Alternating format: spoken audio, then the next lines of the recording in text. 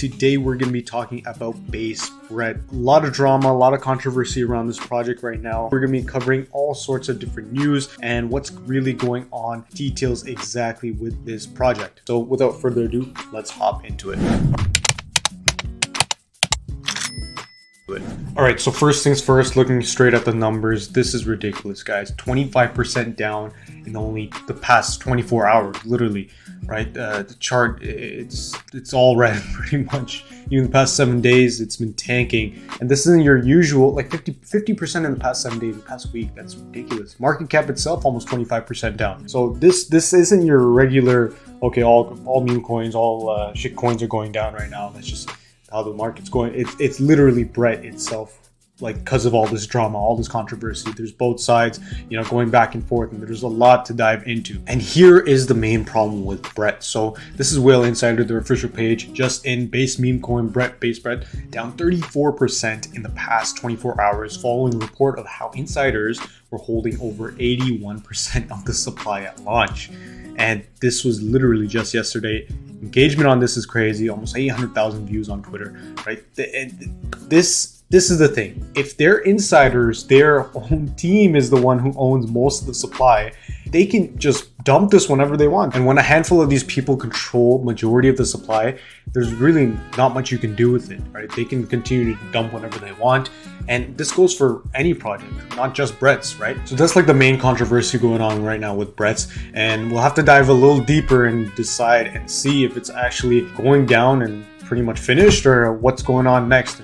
They can actually do some sort of recovery or pull this off. So I also came across this thread recently, and shout out to this guy because he actually took the time to deep dive on what was going on with the whole situation. So let's go through his thread right now. A thread about how Brett was not actually a fair launch and insiders were holding over 81% of the supply before most people could buy. People like InvestRex made nearly 1,600 ETH for tokens they got for marketing that were bought during the whitelist phase, which is crazy. Like total sniped, total sold, and total whitelist holding in by public, right? It's crazy, man. Like, even this tweet itself, 1.4 million views. Engagement on this is crazy. So people are paying attention, and this is really kind of what's stirring up the pot, right? You see this thread, and you see Whale Insider, you see all these news coming out, and it seems like it's pointing in the right direction. So this is the InvestRex guy who's been kind of behind all this, right?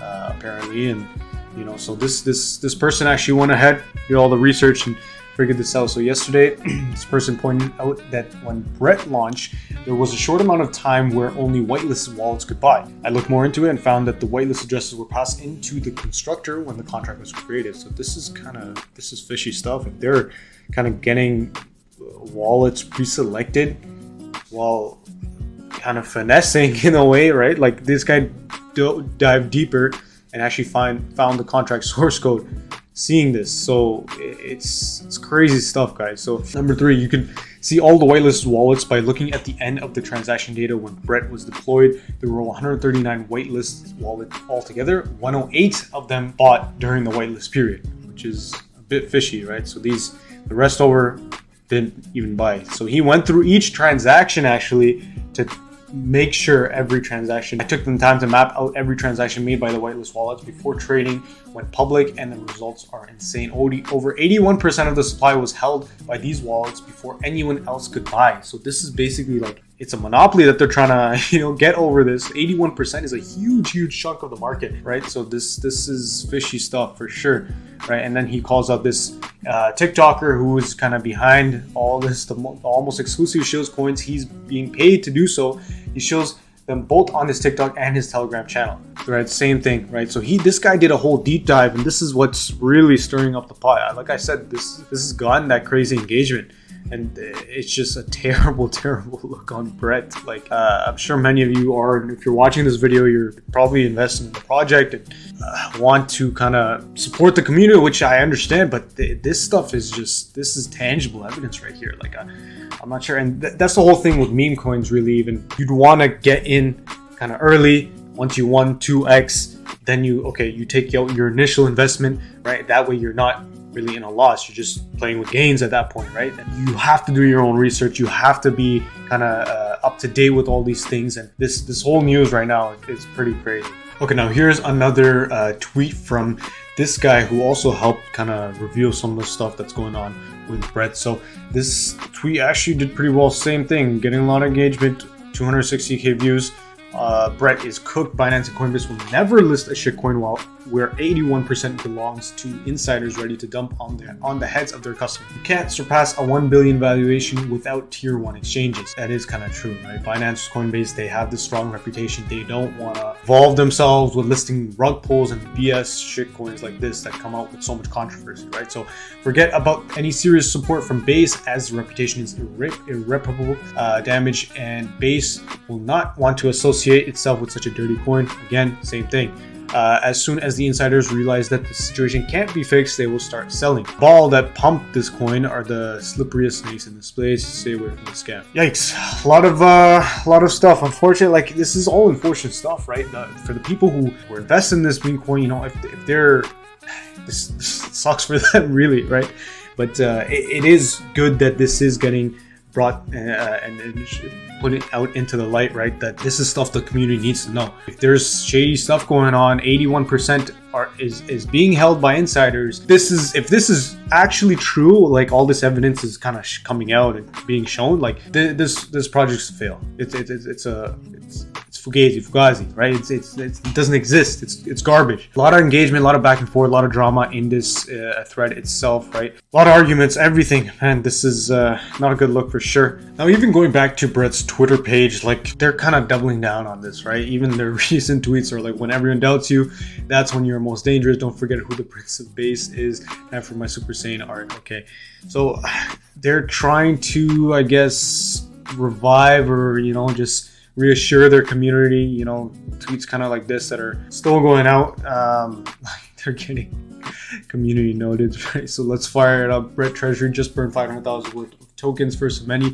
Brett has only burned 400,000 worth of the supply because they have been caught holding 96% of the supply at launch and dumped on buyers.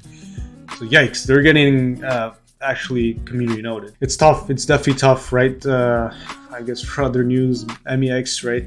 You can, I guess, Brett is now listed as USD futures now listed on MEX.